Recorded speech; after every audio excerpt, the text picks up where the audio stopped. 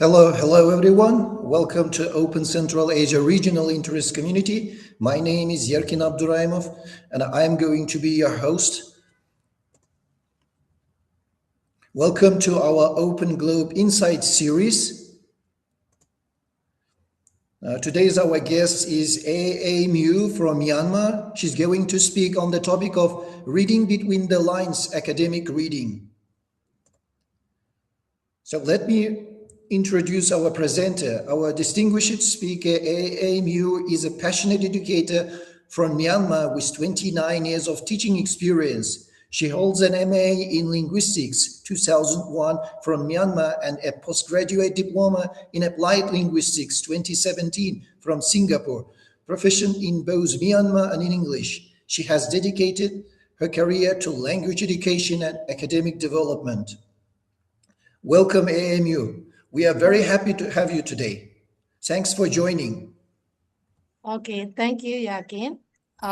Good evening to distinguished guests, and then invited guests, and then my colleagues. Please let me introduce, Yakin has already introduced me. So my name is Mu, and then I'm going to present Reading Between the Lines. So let me share my screen. Yakin, I cannot share my screen.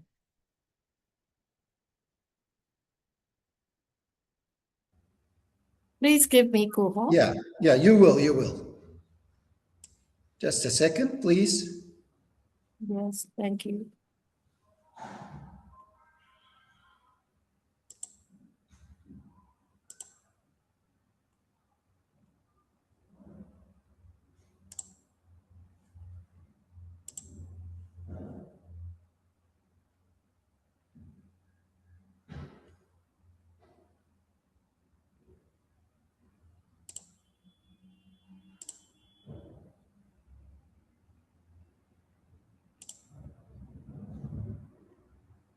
Now you are a co-host. Oh, no. I cannot share my screen now.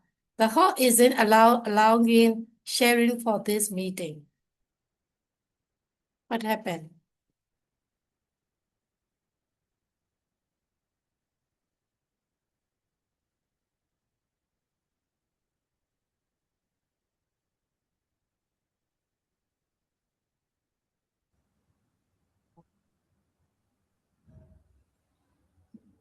Now you can share the screen, for sure. Okay.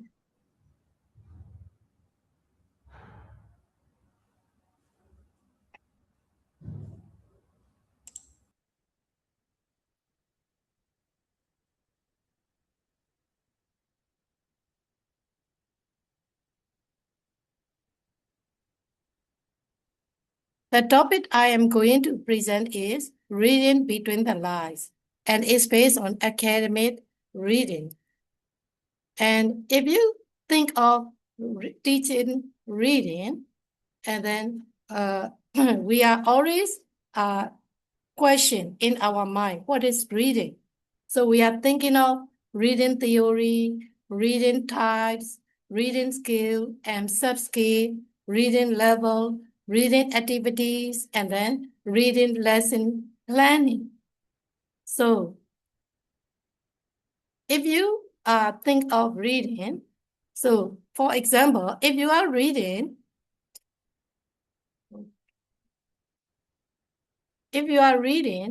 material, and then that material is received by your brain and it's sent to your brain, and then it's called the reading for session for meaning, and this is the decoding process. In decoding process, when you read the text, you read the picture, you look at the title, and then you preview it and predict it, and then you guess meaning, what will happen next. And then you also look at the text context clue, and this is the decoding process. And my paper is at the end of the course, Participants will be able to develop a deeper appreciation and understanding of the reading process, practice effective, strategic reader, apply effectively theory and key principle of teaching reading into the classroom teaching, and it explore and adopt appropriate and effective teaching reading strategy, and plan engaging, interesting, effective reading lesson, value reading as a means of learning and enjoyment. So, what is reading? If you look at the picture and then teaching reading, it is the mental structure of the stored information, and it is also the framework of representing some aspect of the world and a system of organizing and perceiving new information. When using less effortful, automated thought is all that is required. New perception can be organized into schema quickly. So, if you look at the picture, you will see. So, how this picture illustrates what is reading, and then discuss the role played by the reader and the text, and how do you engage the reader with the teaching reading in the classroom. So please write your idea in your chat box. Yes, thank you, AMU. Yeah, so how does this picture illustrates what's reading? And the second question, and how do you engage the reader with the text in the classroom, right? Yes. Yeah, please share your thoughts in the chat box, dear participants. Okay.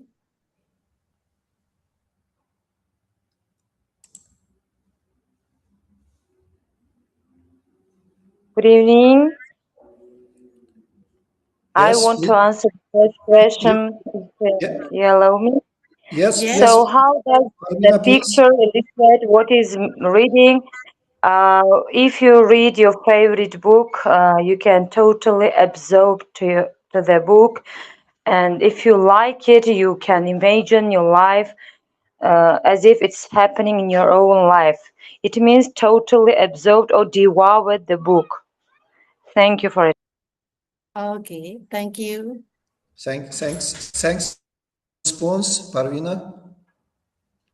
Okay, anything else?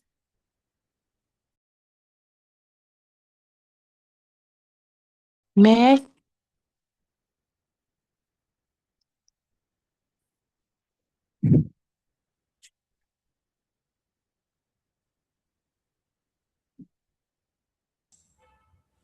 May I say? Yes, Yes, Darangis, yes, please. yes. It means the book can be your best friend anytime, and you can rely on him. Show the deep hug, yes, and you can imagine your main hero when you read, because movie it's one opinions, like a director will read the book and show it, yes, but when you read the book you will use your imagination and you can find friends and you can think critically, and reader will gain more than watching movie, because when you read also, after reading your speech will be perfect. It means it's your best friend that will not ask anything instead of giving to you something. Thank you. Great response. Yeah, we have some comments in the chat box. Reading, Tudukai says, reading is every day in our life. Farida says, reading boosts vocabulary. Meherbanu says, the reader can be engaged by differentiating and interactive tasks. And Alima says, also, through you Yes, get a lot yes, of information, enlarge your knowledge, enrich vocabulary, improve logical thinking. so how can we engage the reader with the text in the classroom? three stages are very important. The post-reading, while reading, after reading, pre-reading, sorry, while reading and post-reading, which such stage and activities can engage students to the text or the story they are going to read. Thank you, Parvina. Thanks for your response.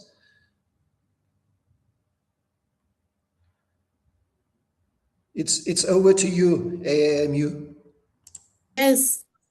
In my experience, in order to engage the reader with the text in the classroom, firstly, the topic, the text should be interesting for the student or participant in the classroom. So interesting topic is very important. For example, Mayor of the Custer and Thomas Hardy is a very, very boring, but it is also the classic novel. It's a very boring. So for teenagers, in this case, they are not interested in. And another theme is Adventure or Tom Sawyer, Mark Twain.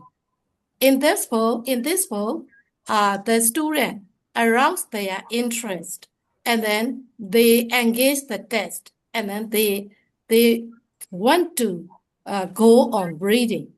So topics is very important. So before we teach the classroom, the text in the classroom, you need to discuss with what kinds of topics the student are really interested in. This is a very important. And then from that topic, they arouse their interest, and then they go on reading.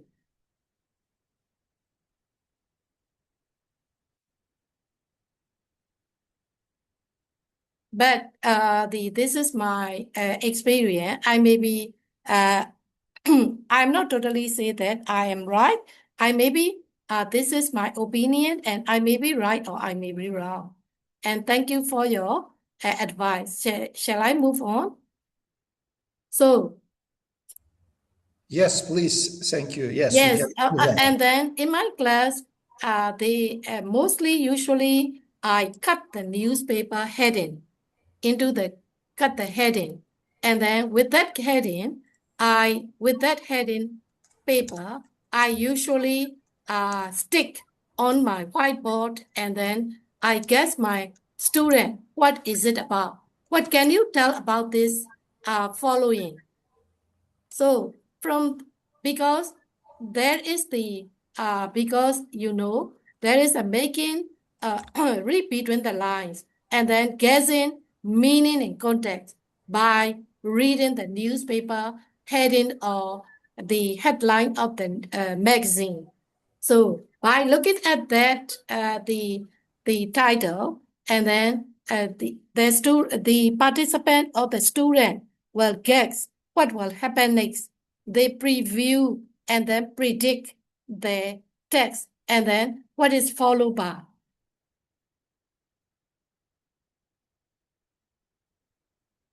And then if you look at for beginner level, if you look at the meaning and context, for example, bottom-up processing. Bottom-up processing means reading beginner level, we started with alphabetical order, A, B, C, D. And then from what? And then we started with spelling, and then it's that spelling into phrases, clauses, and then sentences.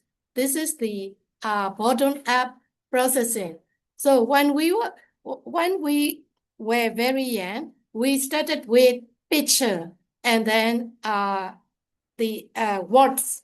From that words, and then we can meaning, and from that meaning we can create phrases, clauses, and then sentences. So bottom-up processing is for the beginner levels. And then top-down process is the advanced level reader. And they can have a prior knowledge and they can predict, they have their own experience and they can guess the meaning and context by using the grammar, words, phrases, clauses, and sentences. So this is for advanced level, we usually use the top-down process, and beginner level, we usually use the bottom-up process.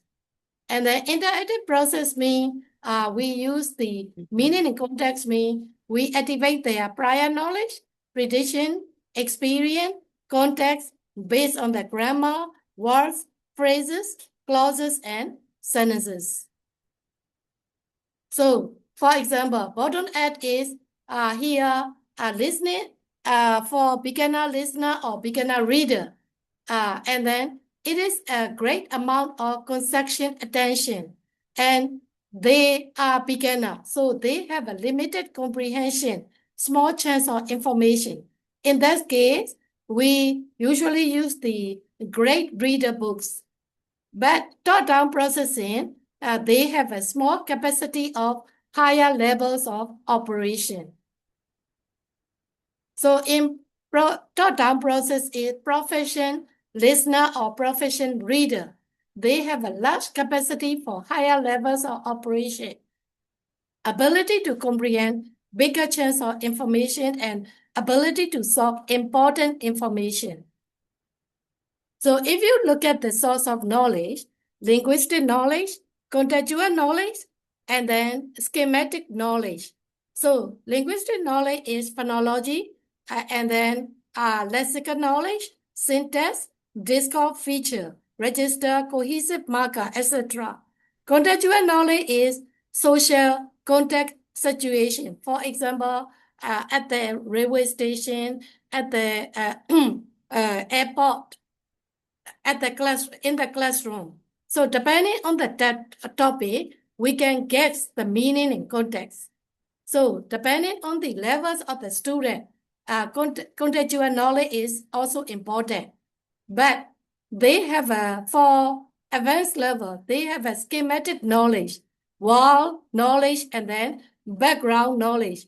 By activate their schematic knowledge, they can guess and they can draw conclusion from the text. So top-down process is based on general knowledge like experience, context schema, knowledge of situational routine, textual schema. Bottom-up is knowledge of vocabulary, grammar, and sentences. So top-down is advanced level and bottom-up is beginner level. So there are several types of reading: scanning, skimming, intensive reading, extensive reading, interactive, reading aloud. So in my class, depending on the level of the student, I use these kinds of activity. I cut these strips of paper and then I distribute them in a group of 5. And I mix the profession reader and then beginner level, because weaker student can share can get idea from the stronger student.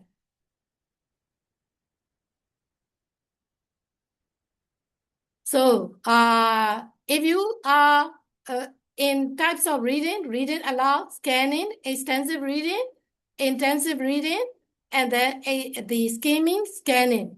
So if you look at the, sorry. No.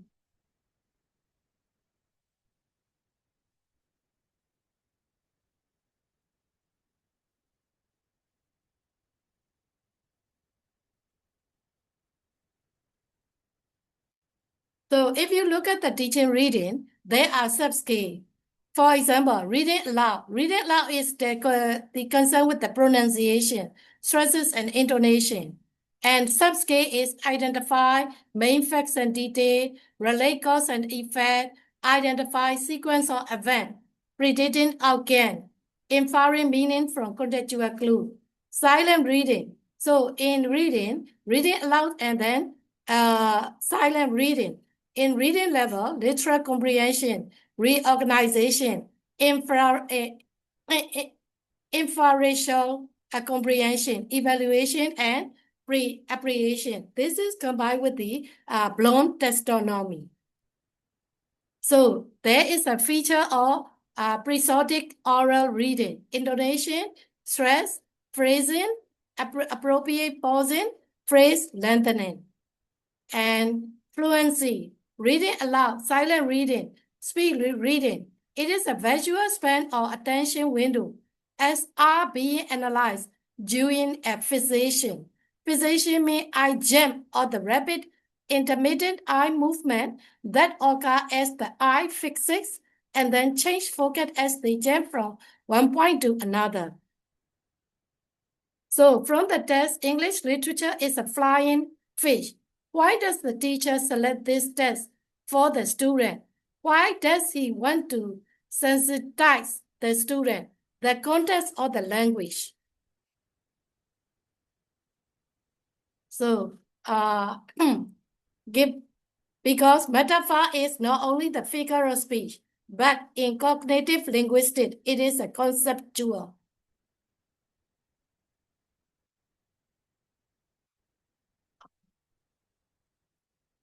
So if you look at the reading level, there are the lower order level to higher order level. Literal comprehension means label, lives, name, relate, recall, repeat, state. This is the very beginner level. And second level is reorganization, classify, regroup, rearrange, assemble, collect, categorize. And then inferential comprehension means predict, infer, guess. From that, and then evaluation, analyze, appraise, evaluate, justify, reason, criticize, judge, appreciation, criticize, appraise, comment, and then appreciate. So I want to show you some of the okay,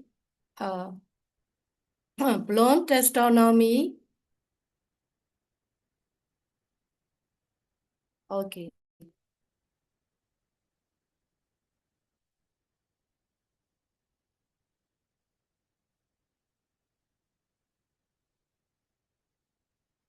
Here, the Bloom taxonomy sample question, reading and writing.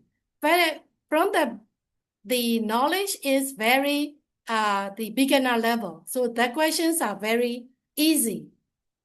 And then comprehension question means if you look at the comprehension question, the questions are a little higher. And then from that comprehension question, application, the questions are a little bit higher if you look at the question. And the analysis question is, the question is the higher order level thinking skill.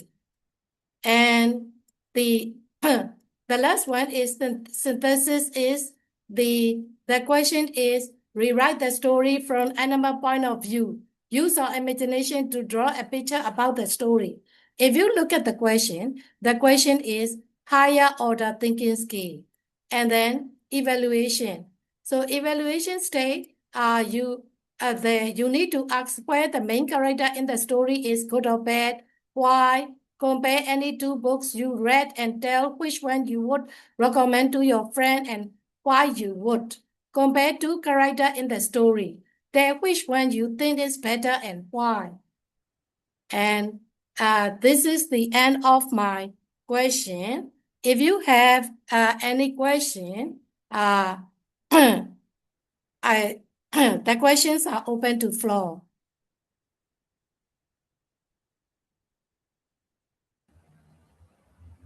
Okay, thank you so much, AMU.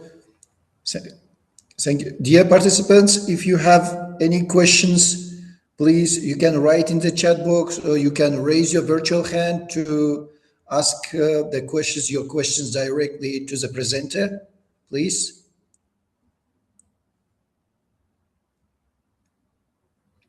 AMU, what comes to me, Yes.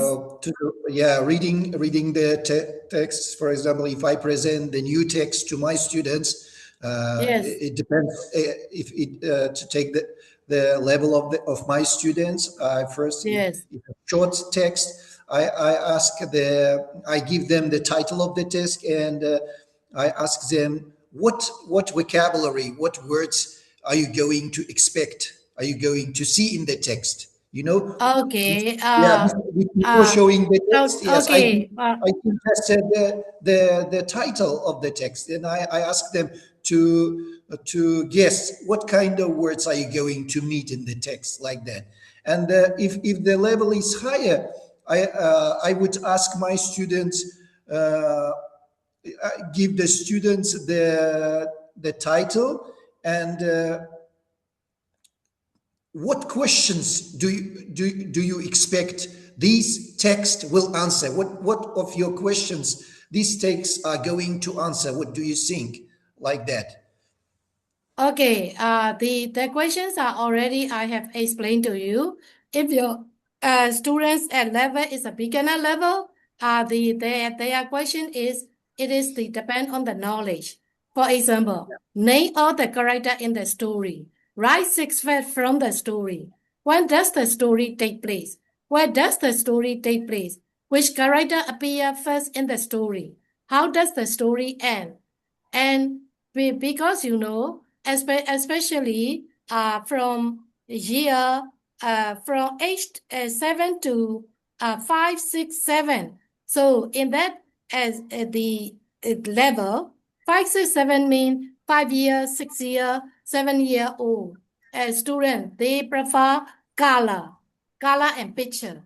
In this, before you teach them, ask them anything, you you persuade them to engage the test, and then you show them picture and then colorful one, and then they arouse their interest, and then they begin engage. Okay, thank you.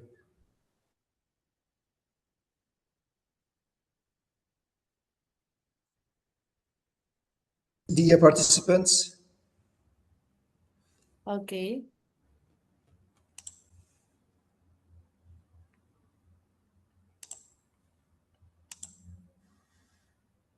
Oh.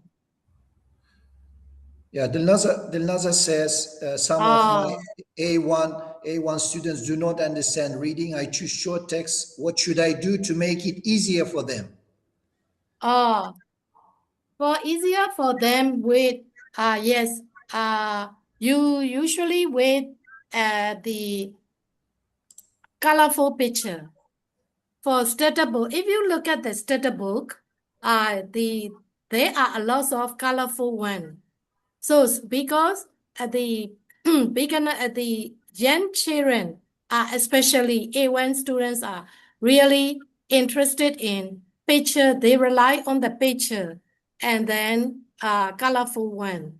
Well, so whether it is the grown up or young adult or whatever it is, they like colorful one because it is their scaffolding. From that scaffolding, they can rearrange their vocabulary. If you give them the picture and then alphabet, and they can, by looking at the picture, they can rearrange the vocabulary. So May I Okay. ask? visual images plays a big role, right? Yes. Okay, Parvina says for beginner levels, mostly I use true or false questions and also show the picture in order they predict other part or continue of the story. That's a great response, Parvina. Thank you. Yes. In that, for me is in that case, I usually show them a picture and show them a picture, and then based on that picture, I ask the true false question. That true false question is maybe true or false. So by their if they are attentive listener, they can identify the true or false statement. For example, how many children are there?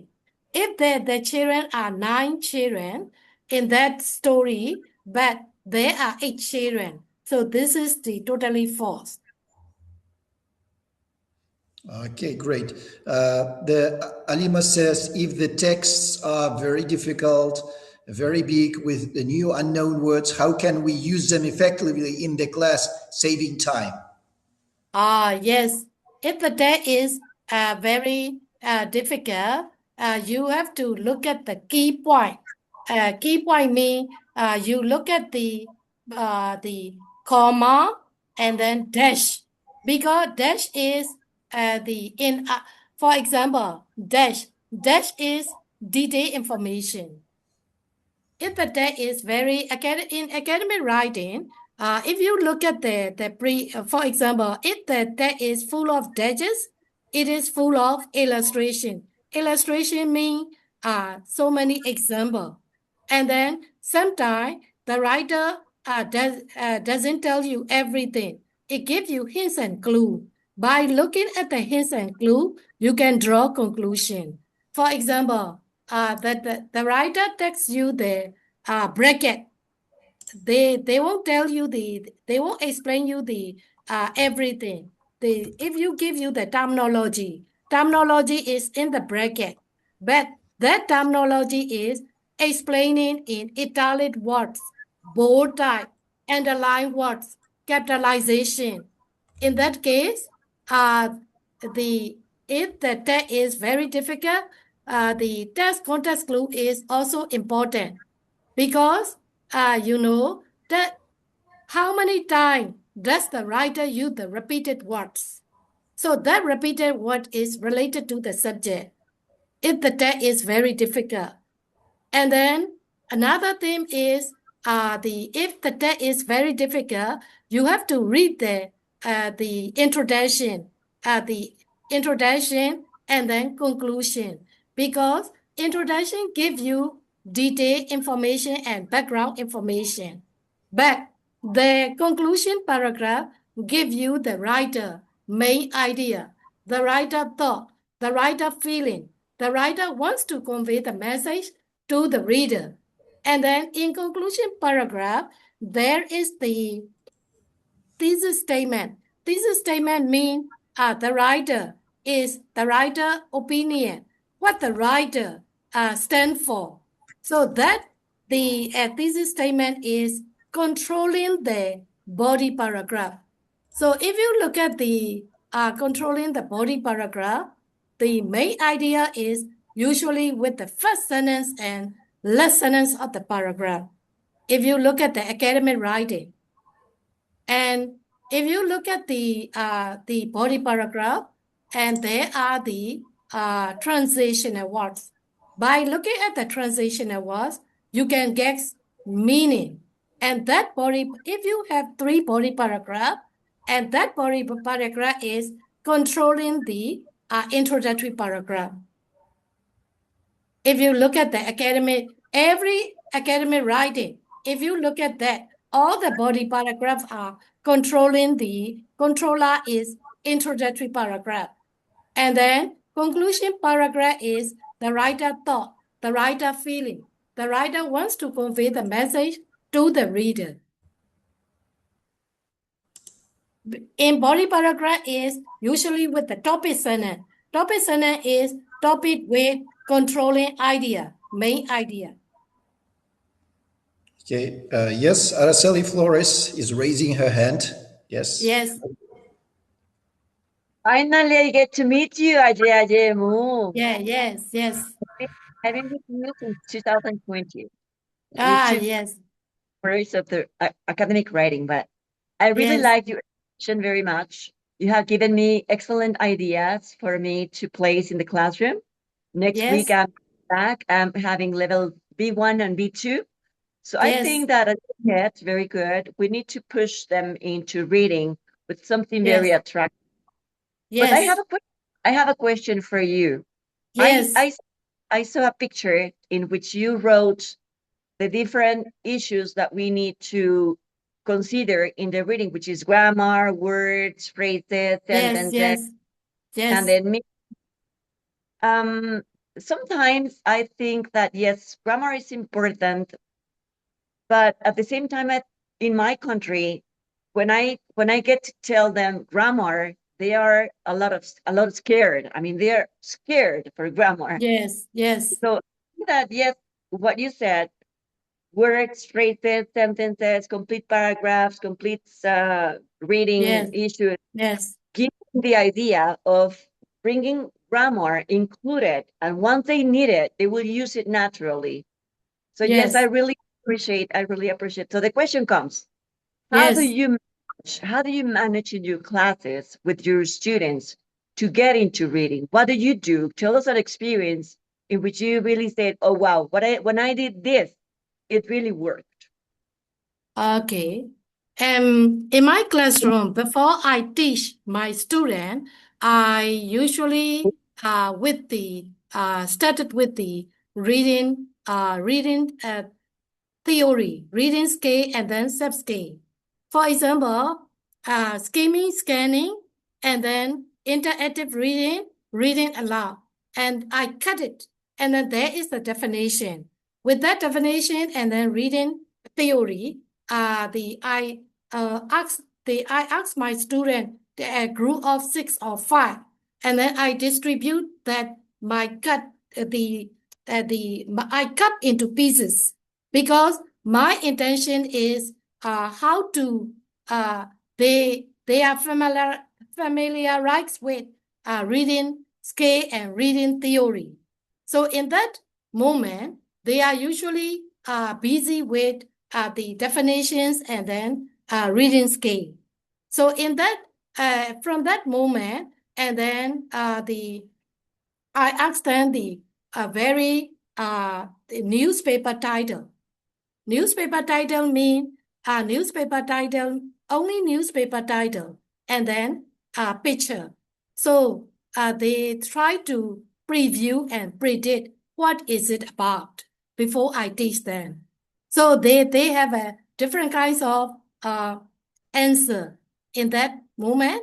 And if you look at the newspaper writing, because in mostly newspaper writing is every what kinds of genre it is. For example, it is a magazine, or it is taken from the newspaper, or it is taken from magazine, or it is taken from the novel or drama.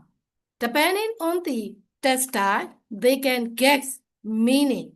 They can draw conclusion. And because I didn't ask them to read and then discuss, if I ask my student to read and discuss, they might fall asleep. So before they might fall asleep, so I ask them what is it about? What kinds of is it? So they have a different kinds of answer, because even the newspaper only the one story. For example, train crash, the same place, the same area, and then the same date. But if the reporter is different, and then if the newspaper is different, and then the reporter view are different. So, for example, there is a plane crash in India or in Bangladesh last night. In that case, but the one reporter they didn't only mention the place, but the reporter didn't describe any detail in other newspaper. In that case, I had only the one story, but different idea, different perspective. So in that case, I only ask my student facts and opinion. What is the fact? Because most of the reporter write their opinion as a facts, but and then they think that they want to describe They want to illustrate their opinion, but they are pretending their opinion as a fact. So what is the facts and what is the opinion in that case? So the students are very busy with facts and opinion. And sometimes I cut the paragraph into 3 pieces, and then I ask my student to arrange them. Which one is A, and then which one is B, and which one is C. So in that case, they are busy with the reorganizing the the paragraph. Well, thank you. Thank you so much for sharing your experience and how you do things in the classroom. And you're very creative, and that's excellent. Yes. Thank you. Yes, thank you.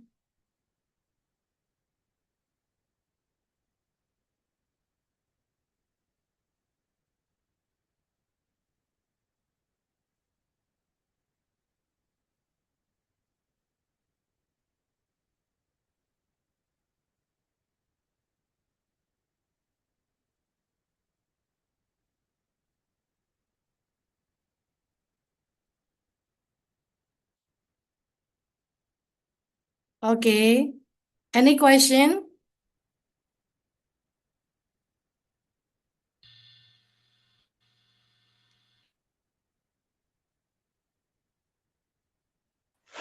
So, Mrs. Jigsaw Amy, can reading, we? and does it have effect as well-known strategy? Jigsaw reading. Oh, jigsaw reading, it is a kind of activity if you use jigsaw reading, because the reading activities it's depend on the reader. Sometimes, if your students are very young, and then you can use the another one. For example, you are the teacher is pretending like a radio. So radio or cassette player or stereo type, and you have a stop and then replay and then rewind pattern. So if the student want to repeat again, they have to say rewind. If the student want to stop, they have to say stop. If the student go on the another one, they can forward. So in that case, that activity is the the teacher and the student are very busy, because the teacher is the reading aloud as a player, and the student are a listener. In that case, the student and the teachers are very busy. And if the student here, they can go and tell their group to write what he or she hear. And then at the end of the activity, the teacher give feedback. Okay, great. Thank you. Thank you. Yeah. For now, some words of appreciation. Thank you very much for your informative webinar. Thank you so much for your informative presentation. A lot of thanks to you goes to you, AMU. Thank you so much. Yes, thanks for your contribution to our community, to Open Central Asia Regional Interest Community. You have done a great job.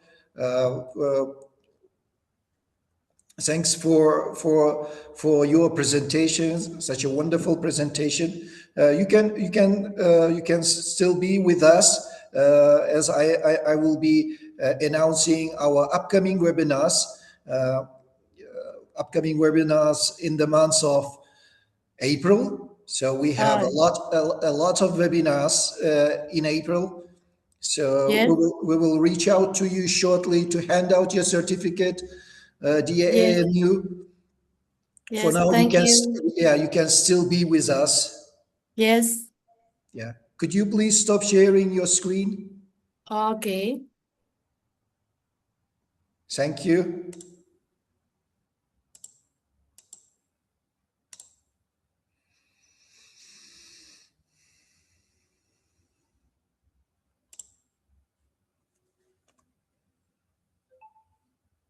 Can you see the screen? Yes. Great. Just tomorrow, our first webinar in Celebrating America 250. This is our newly launched segment. The topic, the speaker is Dana Adilkhan-Kızı from Kazakhstan. The topic is evaluation and expansion of higher education in the United States, past to present. That's going to be interesting. Our first webinar in Celebrating America 250. The event is going to be just tomorrow, April 11th, 2026, 5 p.m. Tashkent time. So we will be waiting for you. And our next webinar is in the Cascade Learning segment. Our speaker, the cascading speaker, is Rukhshona Usmanova from Tajikistan. She will be cascading the American English Live Series 24.3 about American poets the topic is American poets into performance. The Cascade Learning segment is going to be on April 13, 7 p.m. Tashkent time. And we have a viewing party. If you are bored to view the American English Live Series 24, you are welcome to view the American English Live Series 24.4 with us on April 15, 8 a.m. We will have the viewing party just once. It is 8 a.m. Eastern time. It's a 5 p.m. Tashkent time. Our next webinar in April, in the special webinar segment, the topic is Beyond the Classroom, Professional Development Opportunities for Educators. Our speaker is Dr. Dilafruz Sarimsakova from Uzbekistan. The webinar is going to be on April 17, 7 p.m. Tashkent time.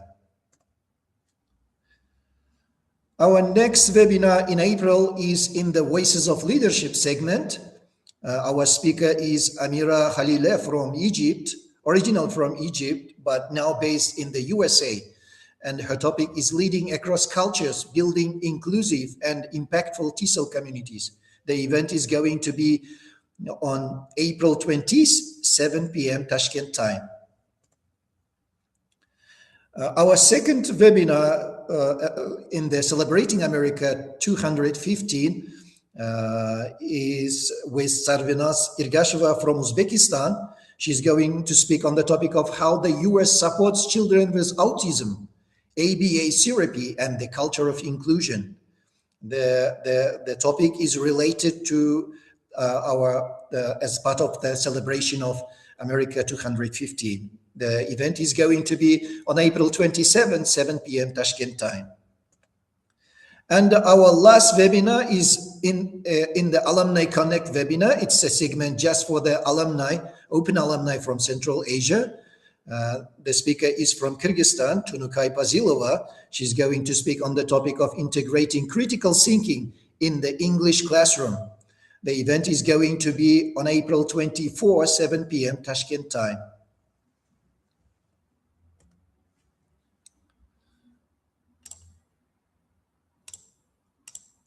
That's our webinars, dear participants.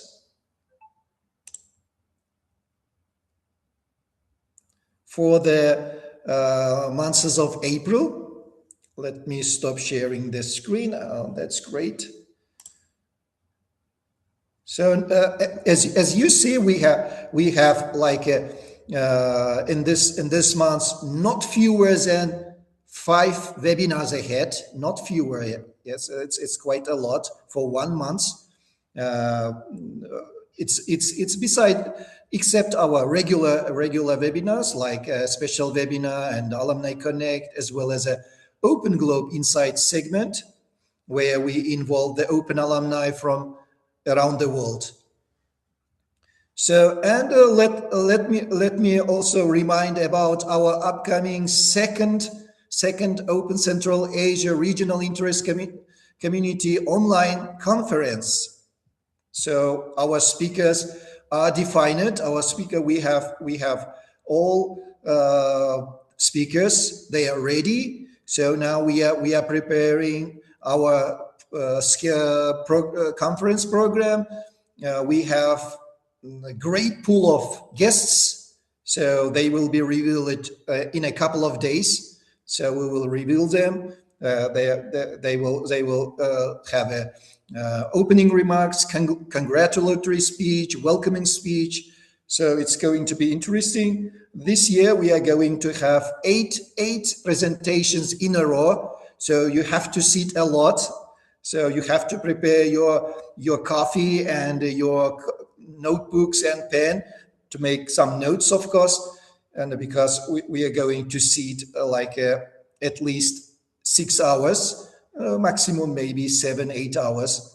But we are planning to finish it till 2 p.m. Tashkent time. So this year we have a lot of webinars in the conference because we have partners. You know, we have partners like STEP Azerbaijan and the Nile TESOL, Teaching English to Young Learners, special interest group. So they are also having provided their speakers, presenters, and we have one speaker from Global Open alumni from around the world. So now you will know their names. So please get ready for our conference, and please share our links with your colleagues, with your local networks. Yeah, thank you so much for your participation. Thank you so much again, AMU, for your presentation. We will reach out to you shortly to hand out your certificate. And dear participants, the link to the certificate form is available. Now it will be available for 10 minutes after the presentation, after the session ends. So please complete the form as soon as possible. Thank you.